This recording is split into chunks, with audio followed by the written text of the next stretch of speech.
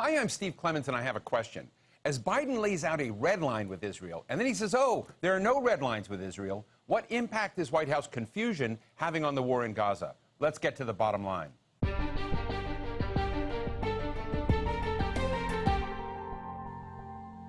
After realizing that he's losing a good chunk of his electoral base, U.S. President Joe Biden and other Democratic Party leaders have turned up the heat on Israeli Prime Minister Benjamin Netanyahu, in words, if not necessarily in actions. Biden said Netanyahu was hurting Israel more than helping Israel, and a few days later, U.S. Senator Chuck Schumer, who's also been one of the leading supporters of Israel for decades, called the Israeli Prime Minister an obstacle to peace and actually said he needs to step down. But does this just make Netanyahu more popular in his own country? And how does this public spat do anything to end Israel's war on Gaza, now in its 6th month of starvation, disease, and total destruction for the millions of Palestinians who've just got nowhere else to go? Today, we're speaking to Professor Jeffrey Sachs, the director of the Center for Sustainable Development at Columbia University and one of the world's leading economists. Dr. Sachs, thank you so much for joining us today. Where is the conscience and where are the policies that are focused on the potential of war crimes every day in every way that you see out there, and what should be done about it? Well, what should be done about it is straightforward. Of course, what the government of Israel is doing is unconscionable. World opinion is united against Israel. The problem is the United States remains complicit in these war crimes because it's traditional in U.S. politics that politicians show no space between the United States and Israel. Now, what's interesting is we have seen verbally Biden and Schumer have been pretty explicit about the absolute unacceptability of the Israeli government policies, but they haven't acted.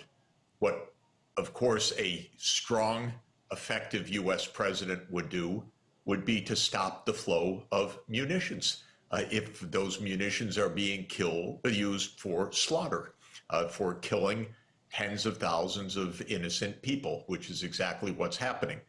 Biden is a very weak president. We don't even know his real mental state, frankly, but he's a terribly weak president, so he wrings his hands, he complains.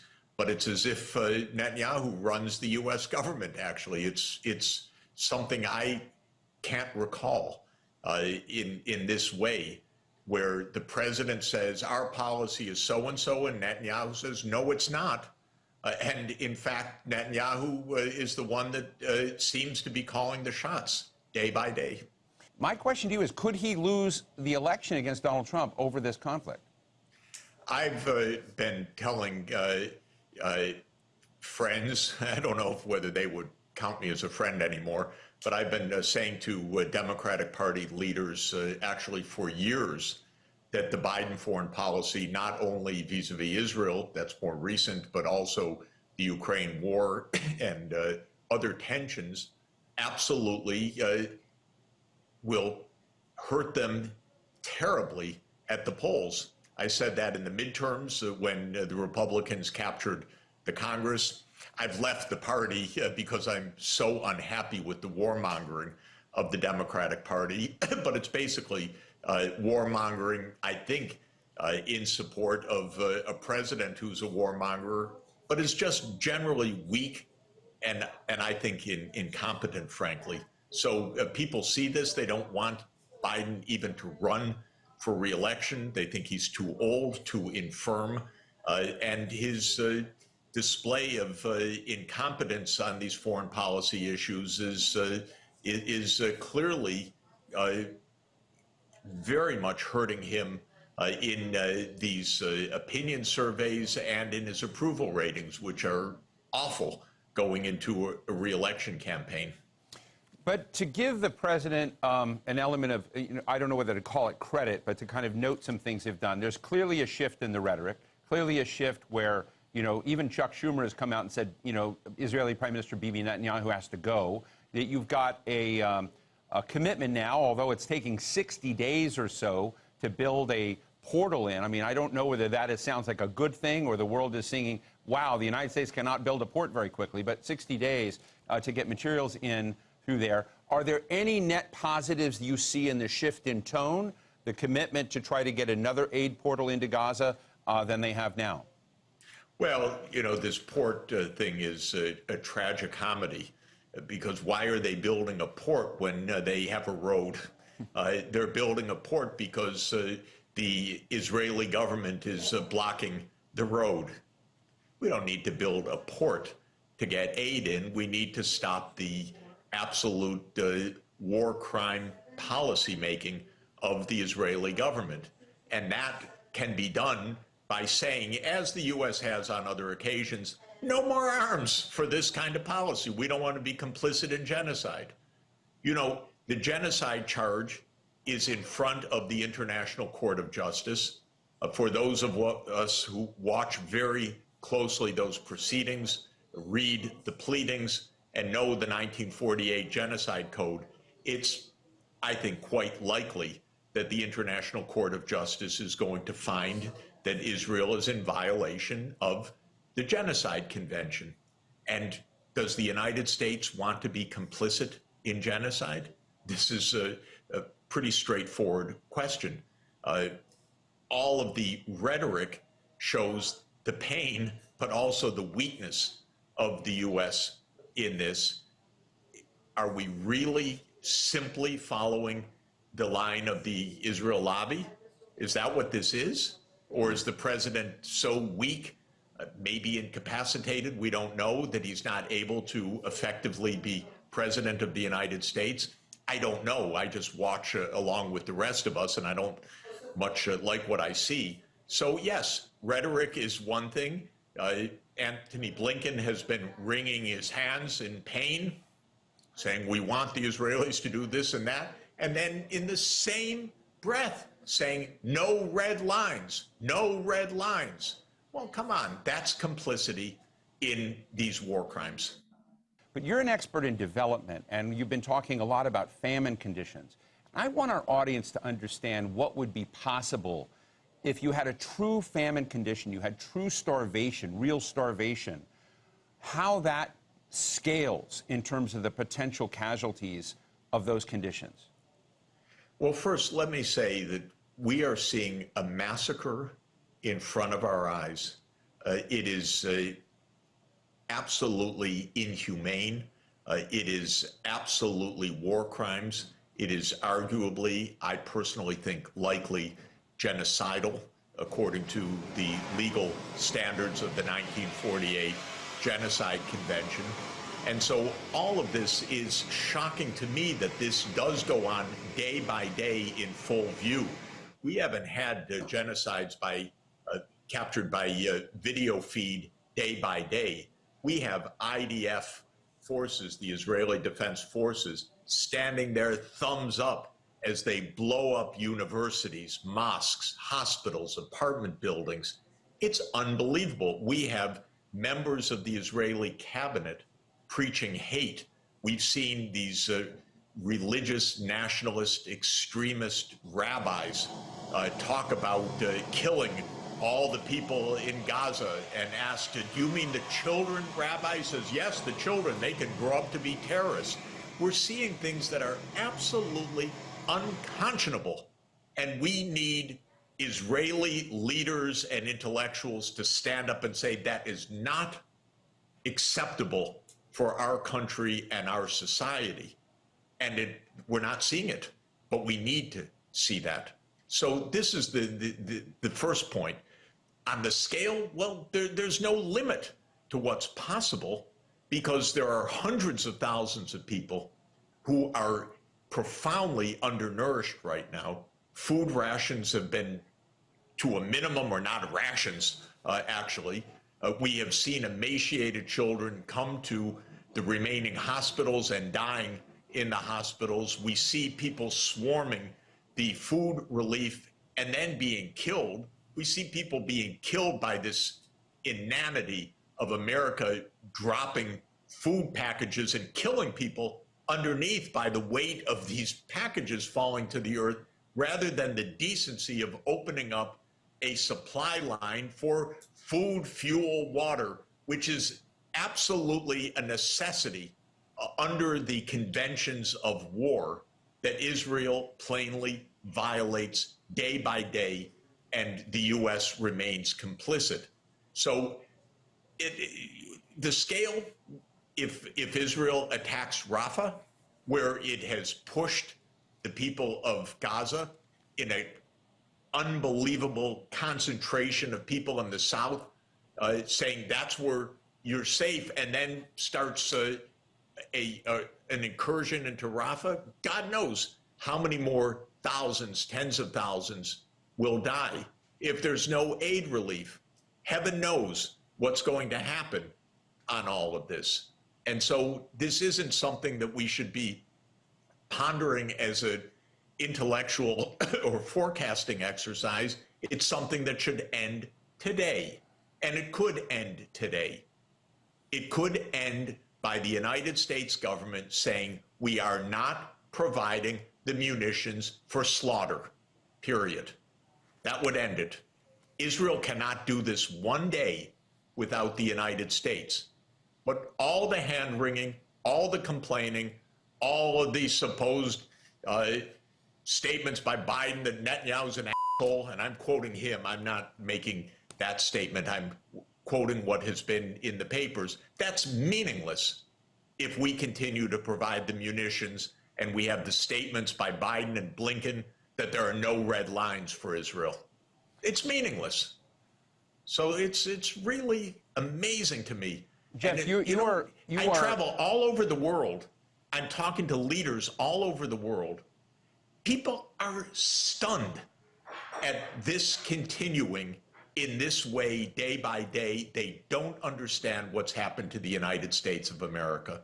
Israel, they don't like what they see. Right. But the United States of America, they don't understand what they see. I wanted to ask you a question about your interaction with leaders around the world, because I know you interact with them. I've seen you do this. And I'm just saying, as they're looking at what you just said, our apparent inability or unwillingness to pressure Israel to open a road gate to get more substantial supplies, medical and health and food in, what does that say about the conversations about trying to deliver a two-state solution or trying to accomplish anything? I think, are they seeing essentially a United States that's completely impotent in this? Yes. And what are the ramifications for American credibility globally? America's isolated. It is on the losing end of every vote in the United Nations. We may say, oh, who cares? We're the United States. You know what it's like to be on a vote where the world says Palestine deserves, earns, has the right to political self-determination, and 4 countries in the world, 4, vote against that. Israel, naturally, the United States of America, Micronesia, which by compact is bound to vote with the U.S., so it's not even a choice, and Nauru. Nauru is a very nice island of 12,000 people. That's America's allies. This hurts badly. And so the reputational costs are enormous. But the sense that America's rudderless, leaderless, is very widespread. Let me ask you about the UN Relief and Works Agency for Palestine, UNRWA.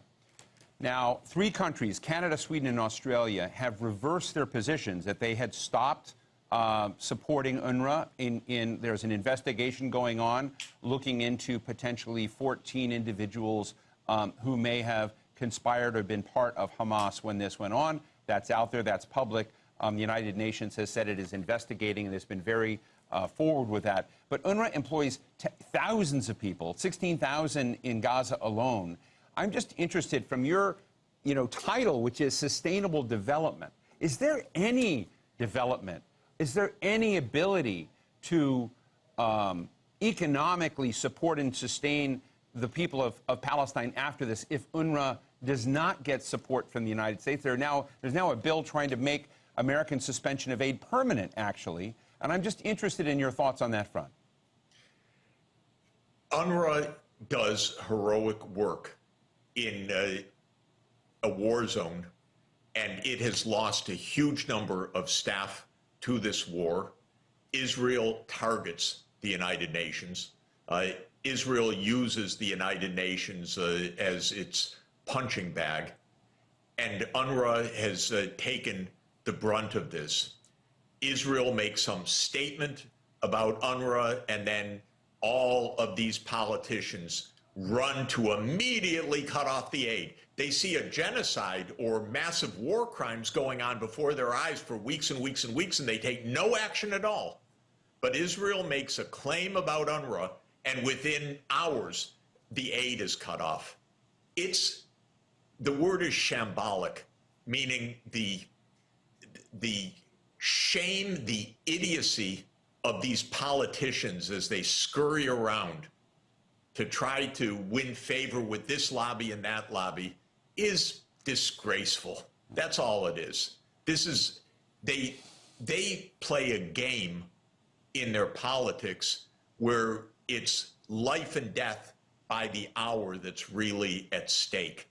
And the attack on UNRWA is despicable action by Israel, which of course should know better on that account, but it's a country, after all, that's just killed 31,000 people, most of them women and children, so it doesn't seem to know right from wrong on many other things as well. What are your thoughts, Jeff, on the appointment of someone I imagine you know, Mohammed Mustafa, as the new prime minister of the Palestinian Authority? Palestinian Authority, from my book, is an interesting organization because, in a way, part of its job is to manage the occupation of Palestine, you know, under Israel in a certain way, but also to look for Palestinian interests. But you've got another World Bank economist who's now in the mix here. What are the blind spots of that, or what are the opportunities? Well, the opportunity is the following. Everybody, other than Israel, everybody in the world, including the United States, says we need the two-state solution implemented. This is actually, even the United States says this. Chuck Schumer, President Biden, they say it. Okay, let's do it, because this has been talked about for decades. We don't need any more peace process. We don't need any more discussion. We need to implement what is already international law in the form of repeated UN Security Council resolutions and UN General Assembly resolutions.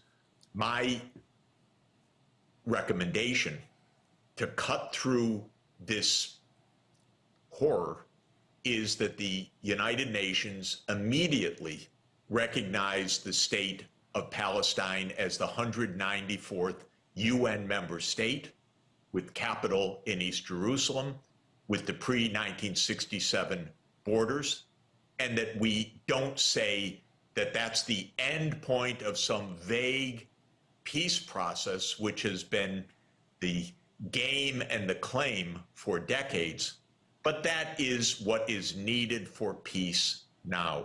Interestingly, in September 2011, Palestine, which is a state recognized by 140 countries, but it is not a UN member state, applied to the United Nations for membership. And when that happens, it goes to a membership committee that is constituted by the members of the UN Security Council. And that membership committee looked at the qualifications of Palestine, looked at the claim, and said, yes, this is a valid application. But the United States, of course, blocked it and talked the Palestinians into accepting a UN observer status. That was 13 years ago. They said at the time, by the way, to the Palestinians, it'll come, give us time. The United States is not an honest broker in this. The United States has been an agent of Israel. Israel absolutely is blocking the two-state solution that the whole rest of the world wants and that is international law. And so my recommendation is vote the two-state solution. The United States, my recommendation, don't block what you say you want. Let's move to it. Well, let me ask you about that part of Palestine, the West Bank, that has, I think broadly people see opportunity there. Hamas is not in control, but you have 3,476 new home units that have just been approved in the middle of this crisis, I would say. You have harassment, you have detentions, you have checkpoints, you have ongoing land thefts. You have that area that so many of these countries have recognized as a state under that sort of control and management by Israeli security forces right now. And that's not Hamas running the show as it was in Gaza. What are we missing in this equation, Jeff? Well, what we're missing is that starting in 1970, Israel deliberately and illegally began to settle in the Palestinian territories. And I first saw this and learned of it in 1972, 52 years ago. This was what at the time was called the Alon Plan. The idea was, well, it may be illegal, but we're going to do it anyway because we, meaning Israel, will make facts on the ground. And they started this illegal settler movement. And it grew, and it's now hundreds of thousands, and it became a major extremist political movement and a religious extremist nationalist movement with representation like Bezalel Smotrich in the cabinet, who's one of the most extremist politicians in Israel's history. And of course, that's the goal. They do not want any Palestinian state, but that's illegal. And to run an apartheid state or an ethnic cleansing or a genocide or whatever they have in their minds, which is, who knows, will never lead to peace. And that's what we're talking about right now. So what are we doing? It's clear. This is an extremist Israeli government that does not want a Palestinian state. And the whole rest of the world says the only route to peace is a two-state solution. And my view is we can't leave this to Israel-Palestine negotiations. We know what that's going to deliver. We need to put in place the two-state solution. That's a vote that could happen today at the UN Security Council today. Well, we'll have to leave it there. I really appreciate your candor. Columbia University professor Jeffrey Sachs, thanks so much for joining us. Great to be with you. Thank you. So what's the bottom line? We're half a year into a war where Israel has killed tens of thousands of innocent people and destroyed the infrastructure of a closed-off area with roughly the population of an American state like Connecticut. Indirect talks between Hamas and Israel are ongoing, but the biggest and most influential player in all of this is the United States, which is simultaneously shipping bombs with no conditions on their use and taking 2 months to build a port of entry into Gaza to deliver supplies, food and medical, that, let's just face it, were desperately needed months ago. Like the presidents before him, Biden sees in one hand the risks of allowing Israel to continue its war, and in the other hand, the political consequences of stopping it, especially in an election year. When will he decide that one outweighs the other? That's when the war will end, and that's the bottom line.